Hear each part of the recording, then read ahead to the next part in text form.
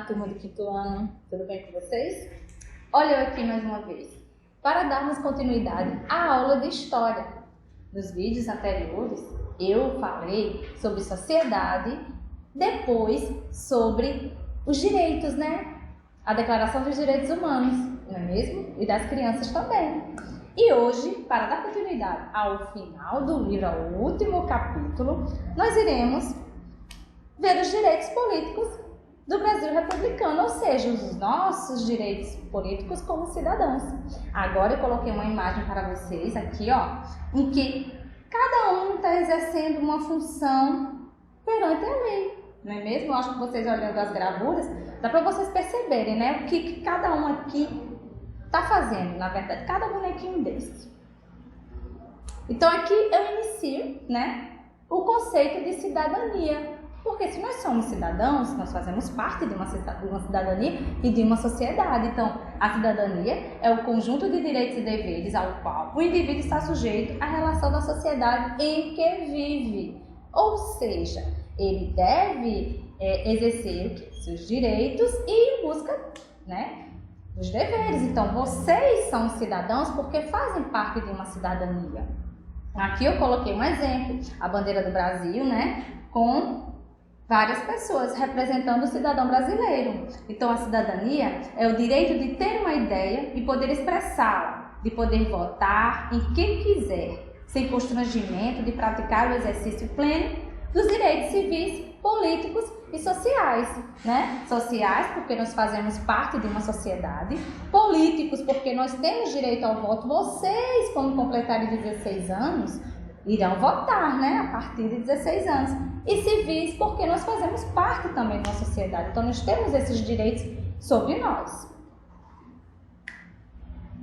E dentro de uma sociedade, existe a forma de governo que eu apresentei no vídeo anterior. E aqui, eu estou basicamente dando uma importância maior à democracia, porque é o sistema de governo do nosso país, né? Nós somos um país democrata, não é um país republicano, somos uma república. Nós vimos também sobre isso detalhadamente. Então, agora, eu irei dar o conceito de democracia. É o governo do povo para o povo. A opinião de todos tem o mesmo valor, onde prevalece a vontade da maioria. A democracia prega a igualdade e liberdade para todos, onde os cidadãos possuem direitos e deveres na construção da vida em sociedade. E lhes é garantido a liberdade de imprensa, de expressão, de manifestação religiosa ou não, associação sindical, além do livre arbítrio. Então, esta é a definição de uma democracia que, às vezes, gente, na prática, não é bem dessa forma pelo qual eu li aqui. Mas vem do grego, gente. Os gregos, eles já utilizavam a forma democrática de governar. Então, posteriormente, as nações foram tipo copiando, né, o que os gregos exerceram naquela época. Então, a definição, basicamente, é esta. Direitos, nós exercemos direitos e temos direitos e deveres, né, de expressar nossa religiosidade, ter liberdade de imprensa, ou seja, as divulgações jornalísticas serem livres. Então, o nosso país, de uma certa forma, faz isso, gente. Por exemplo, o Bertel brasileiro, né, uma escola confessional. Em outros países, gente, que não são republicanos, não tem bem esse direito que nós temos aqui no Brasil, sobre expressar a nossa fé. Mas houve um tempo, nos anos 60, né, basicamente 64, que houve uma revolução no governo em que denominou-se posteriormente de ditadura. Não foi bem da época de vocês, tá? Mas aqui eu coloquei uma definição do que é ditadura, que é bem diferente da democracia.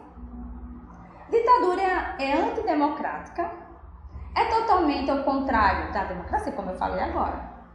Não há divisão de poderes e prevalece a vontade de um grupo político que detém o poder. Ou seja, as pessoas não têm o direito de votar numa ditadura. Quem vota são os grandes, os líderes que estão lá no topo da sociedade.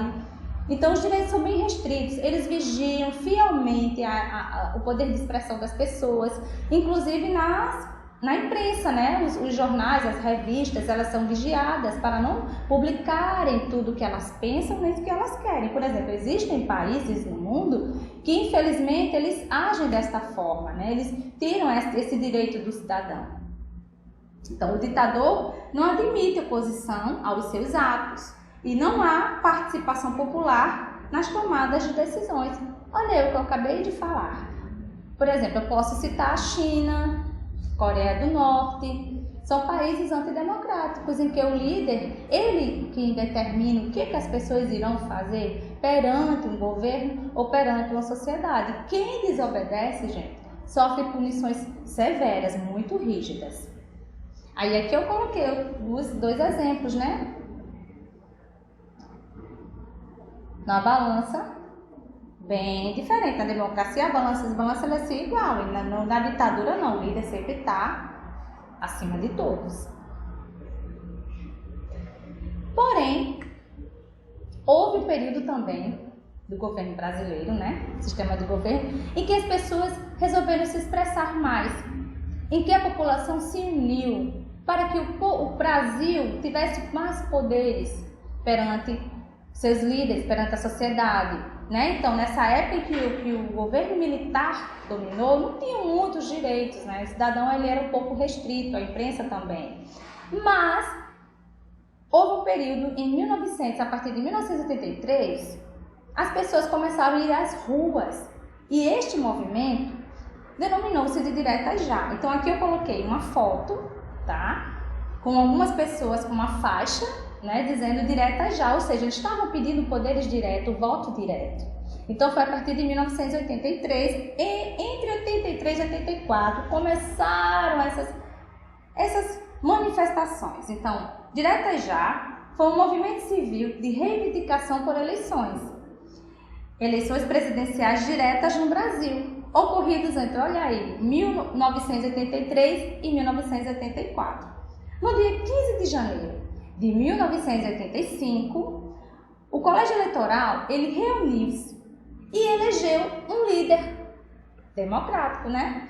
Mas ainda não foi democraticamente, ou seja, ainda não foi o povo nessa época aqui que havia elegido esse presidente, né? Então, Tancredo Neves foi eleito o presidente após a manifestação que denominou-se de ditadura. Mas ele foi eleito, gente, pelo colégio eleitoral, ou seja, por um grupo determinado de pessoas.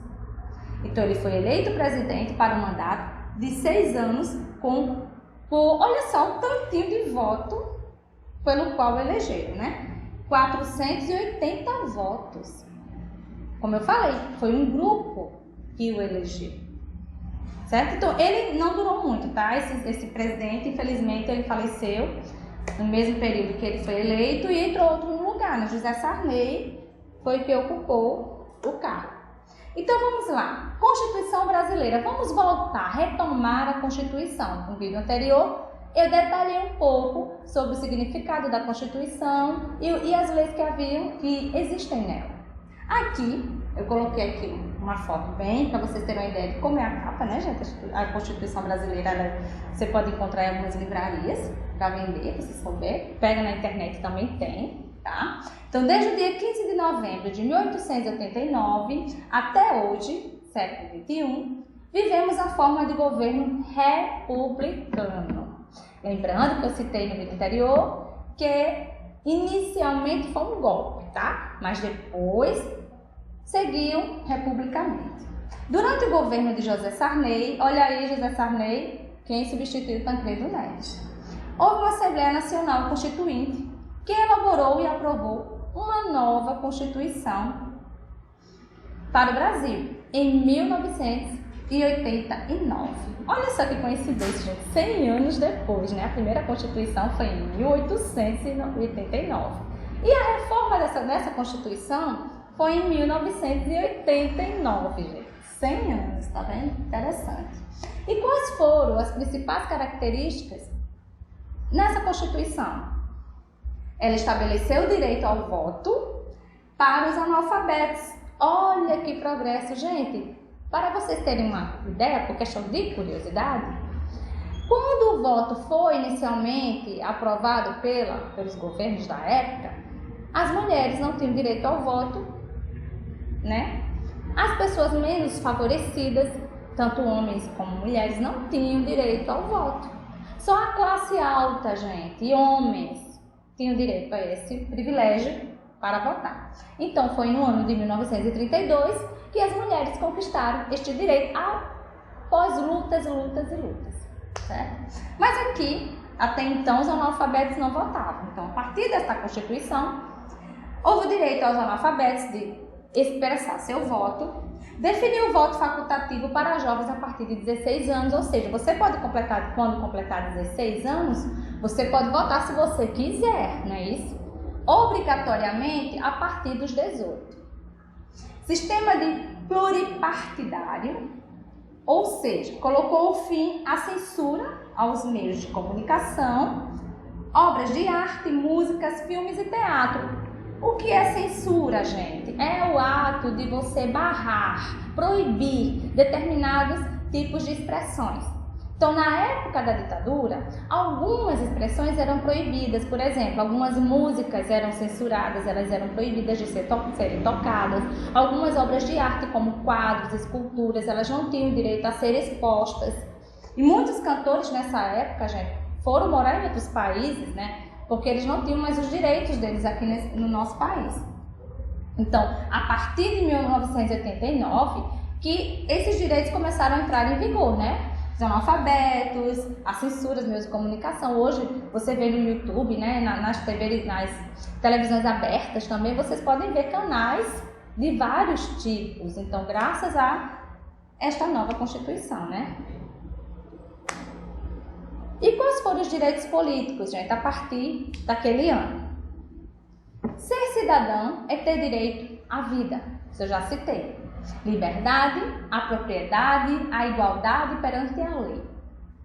Ter direitos civis é também participar do destino da sociedade, como professora, exercendo o direito ao voto, né? Ser votado.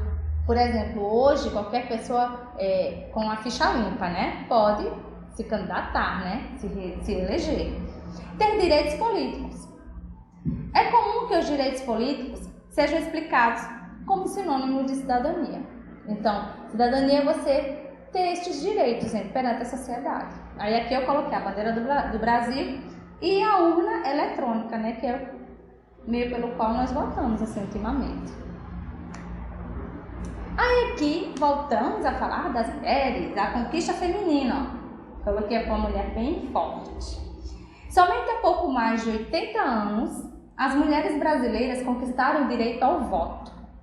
Esse movimento ficou conhecido como movimento sufragista. Então, o termo sufrágio é essa luta para ter direitos políticos que as mulheres não tinham, como eu falei para vocês. Em 1932, foi que o direito para as mulheres foi exercido. Então, aqui eu coloquei uma imagem bem interessante, que eu gostei bastante. A data, especificamente, né, 24 de fevereiro de 1932. E aqui uma mensagem, as brasileiras conquistam o direito ao voto. Então, foi uma vitória enorme.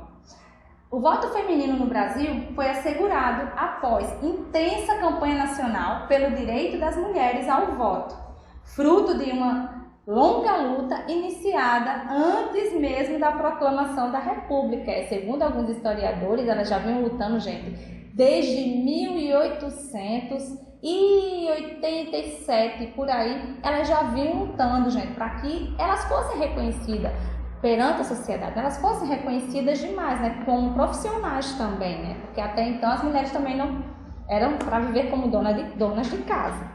Mas graças a Deus que houve essa modernização, né, gente? E agora chegou o voto, né? Aqui eu botei outro exemplo. A urna eletrônica era basicamente só teclando e você apertava confirmar. Hoje, com a nossa tecnologia avançada, além de nós confirmarmos, nós temos que botar nossa digital lá para confirmar, para que nós possamos ir para essa outra etapa aqui, ó, e digitar o número do nosso candidato. Voto. Com o objetivo de evitar a fraude eleitoral, a Justiça Eleitoral criou normas mais seguras de fiscalização.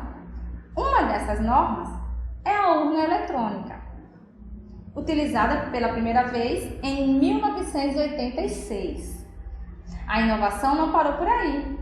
Em 2008, a Justiça Eleitoral iniciou o programa de identificação biométrica. Exatamente, olha só, a partir de 2008, gente. Então já fizeram aqui mais de 10 anos, né? Que a biometria já é permitida. Então, aqui eu encerro o último capítulo do livro de história de vocês. Lembrando que no vídeo anterior eu passei algumas atividades para casa, né? Passei algumas páginas.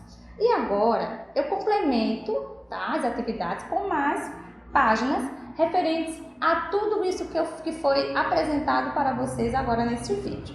Então, juntamente com as tarefas da aula anterior, do vídeo anterior, com estas aqui, é que eu irei fazer as devidas correções posteriormente. Então, façam em casa, peçam ajuda aos pais de vocês e no próximo vídeo teremos as correções. Tá bom? Então, tchau e então até a próxima!